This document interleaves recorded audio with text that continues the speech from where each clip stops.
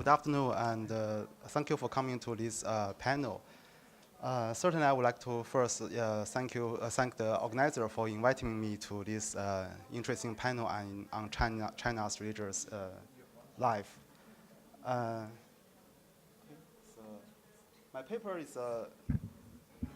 Can you? Okay. So,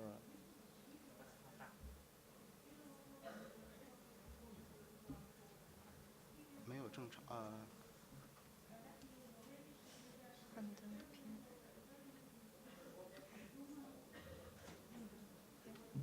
Thank you. Okay, my paper is about Chinese Christianity in diaspora.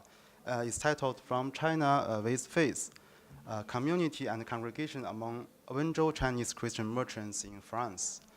And I think if you have attended yesterday's session on the new developments of Chinese religion, you may have heard Professor Wei's talking about the Chinese, the survey about Chinese religious sites. According to Professor Wei, China is home to one of the largest Protestant populations now in the world, with maybe 40 million Protestant Christians in China.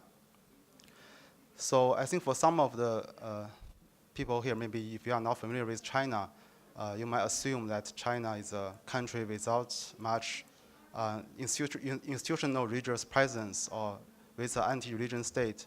But things has changed in the reform era, in the post-Mao era.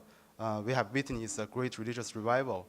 And building on this reality, I think my research hopes to contribute to China's Christian transnationalism.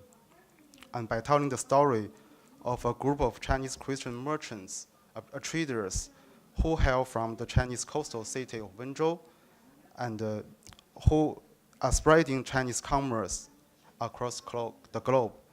And for those who are not familiar with the locality called Wenzhou, the Wenzhou city is a coastal Chinese city, which is the largest urban Chinese Christian center. It's actually popularly known as China's Jerusalem, and it has thousands of self-started, homegrown Protestant churches, and a million Protestant. Almost around 20% of the local population is Protestant. So my study focuses on this group of Wenzhou Chinese merchants who have formed large Christian communities at home, along with migrant enclaves in Paris, France. And I try to address the question of how a highly indigenized Christianity can migrate to and become deeply embedded in a very secularized European context, and document the overlapping of the ethnic trading community and Christian congregation among these transnational Chinese merchants. In so doing, I hope to show how Christianity can play an important role in migrants' adaptation to dramatic social economic change brought by transnational life.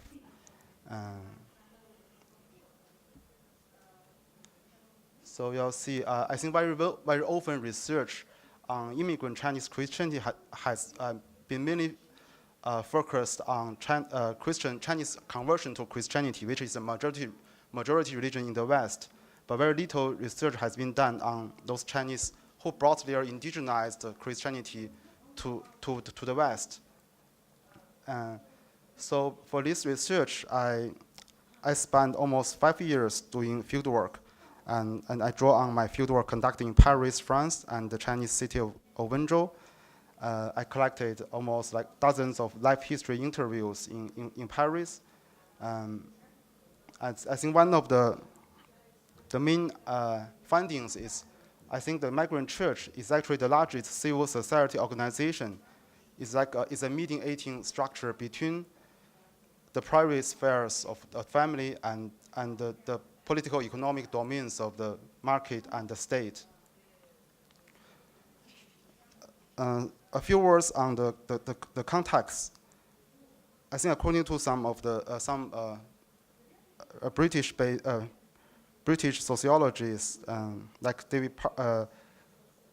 Grace Davy, and also the famous American sociologist of religion Peter Berger, And the contrast between the religiosity of the United States and the secularity of Europe is very well documented. Not like in the United States, where religion in general and Christianity in particular enjoys a sort of a privileged status in society, but in highly secularized Europe, like in France, state regulatory framework generally discourage the active presence of immigrant religion in public social life. And especially, I think church going is not considered a virtue, certainly by the French public. However, as this study shows, a highly indigenized Chinese Christianity has taken place in this post-Christian European context. And in recent decades, a large number of Chinese Christians from the coastal city of Wenzhou, they have migrated to France, sometimes without proper travel documents and with a sole purpose to make money. I would like to use the term bonded transnationality to capture this ongoing process in which some indigenous Chinese Christian leaders have managed to mobilize communal commitments of family unity and create an alternate moral framework for immigrants' business and religious practices. Rather than signifying a propensity for assimilation, like the case of post-1965 US-based immigrant religions, I think their diasporic religiosity implies a retreat to the culture of their origin and fosters a sense of rootedness in the late modern context. So it's my hope that this study will advance the research on immigrant religious organizations, which has been to a large extent modeled on the American experience. And it also demonstrates empirically that religion is not a passive responding force at the contemporary stage of China's global business outreach. This group of Chinese migrant traders I'm looking at, they operate small business such as garment factories and restaurants and trade light industrial products between China and Europe and across Europe. I think certainly you can find them in Turkey. They are actually everywhere. Conservative estimates a decade ago put the number of Wenzhou Chinese migrants in Paris at about 150,000. And there are more than a dozen of these Wenzhou Chinese migrant churches in Paris. Later I will show you some of the photos I took in the field. Although facing heavy initial financial burdens in the whole society, these migrants actively expand their transnational business networks, and they stick together, they class together in diaspora through implanting an indigenous congregational model of Christian life in the whole society. And these Chinese Christian merchants celebrate the idea of business as a mission. Many would say doing business is not equal to serving God, but doing business is just serving God for those who have real Christian faith. And this type of populist prosperity Christianity in the Reform era actually helps reconcile the conservative spiritual tradition of the Chinese house church formed in the early 20th century with utopian dreams of capitalist success that are so prevalent in today's China. And as members of this local business elite, the Wenzhou Chinese Christian merchants often present themselves as God's stewards and consider their financial contributions to the church as investment in God's miracles.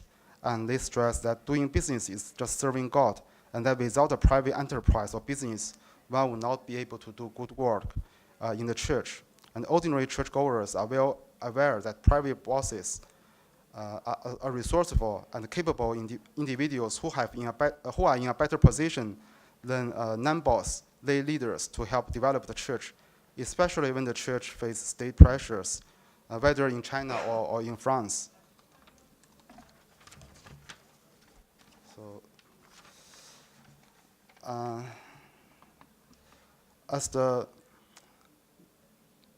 let me show you some of the this type of version of prosperity gospel. They have very strong emphasis on property acquisition. According to one Christian merchants, the grand mission of Wenzhou Christian merchants is we should accumulate wealth for Christ, just like the Puritans did, and set up an investment team to incorporate real estate, coal mines, church properties, and state-owned enterprise in different provinces and cities. So certainly this type of entrepreneurial logic has also been adopted in the development of Chinese migrant churches in diaspora. And as the housing price in Paris keeps going up, these migrant Christians, they are also investors, very shrewd investors as well. And they are very concerned about acquiring a church property that can be independently controlled by their own ethnic community. So it's actually not an exaggeration to say that migrant church constitutes the largest communal property that these migrants can collectively hold and exercise control over.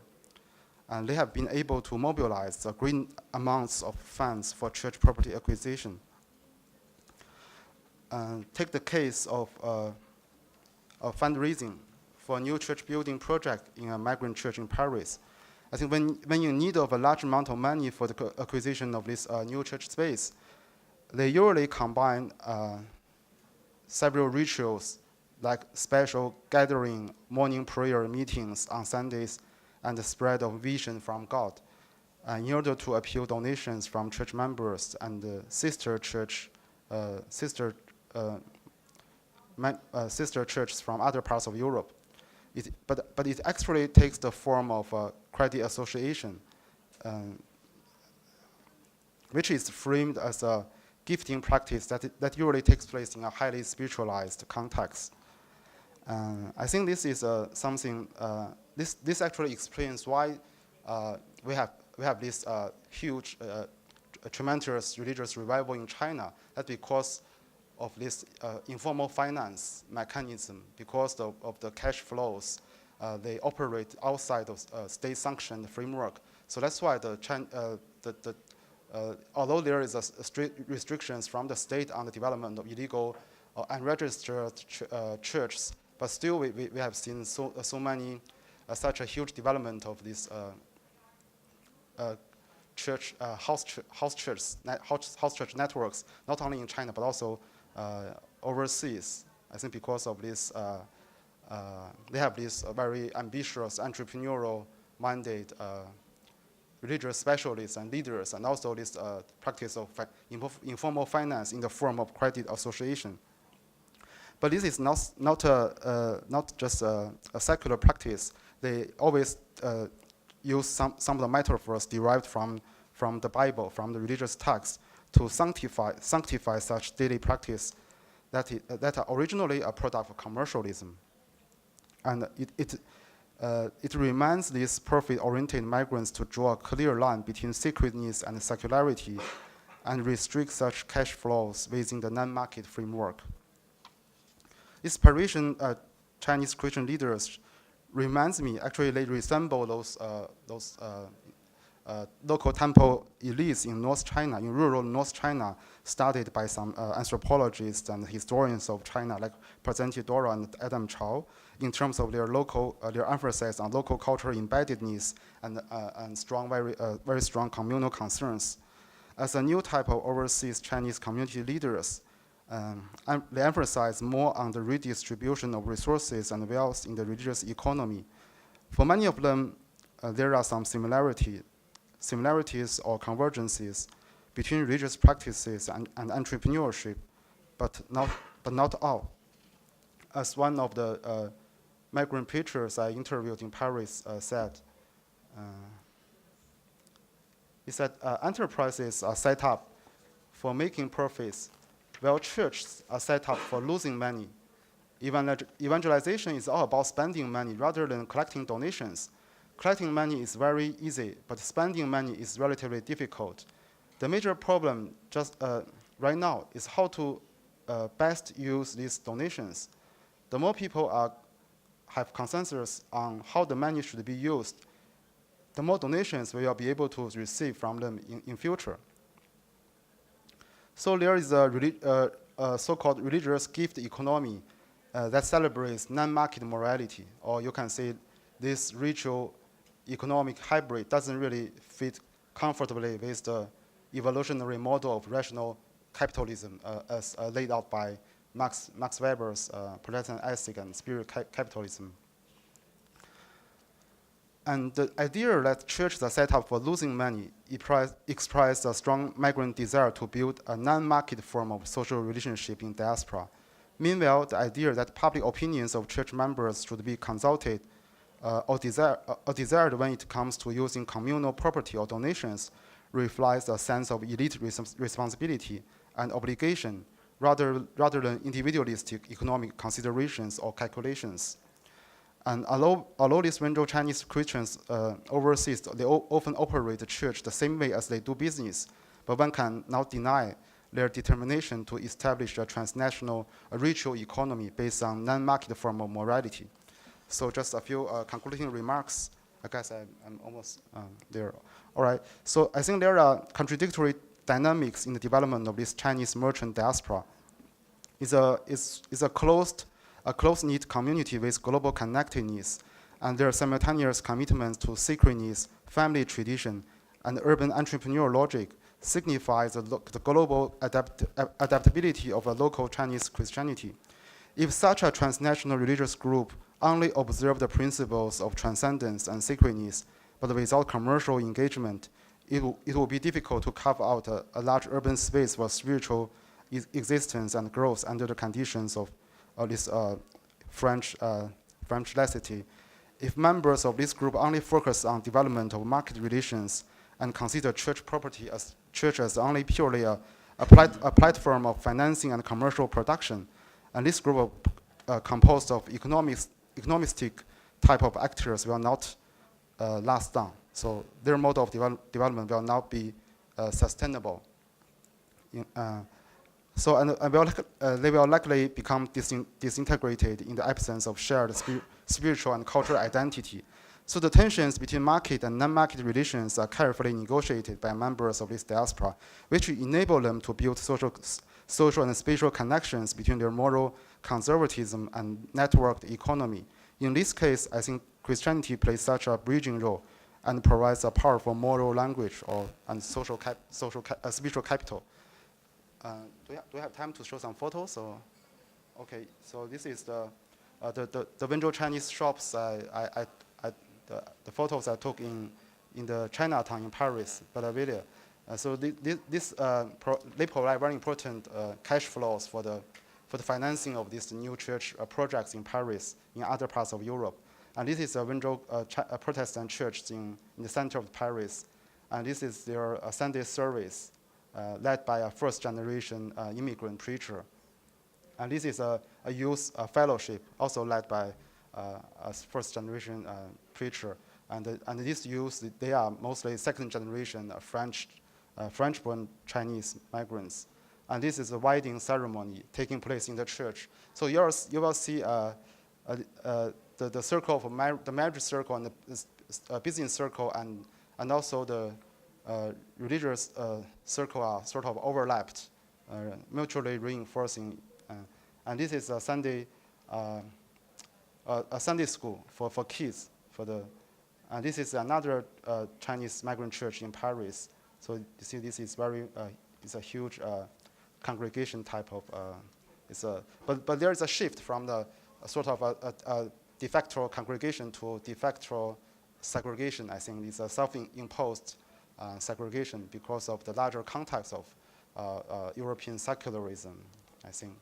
Thank you for your attention.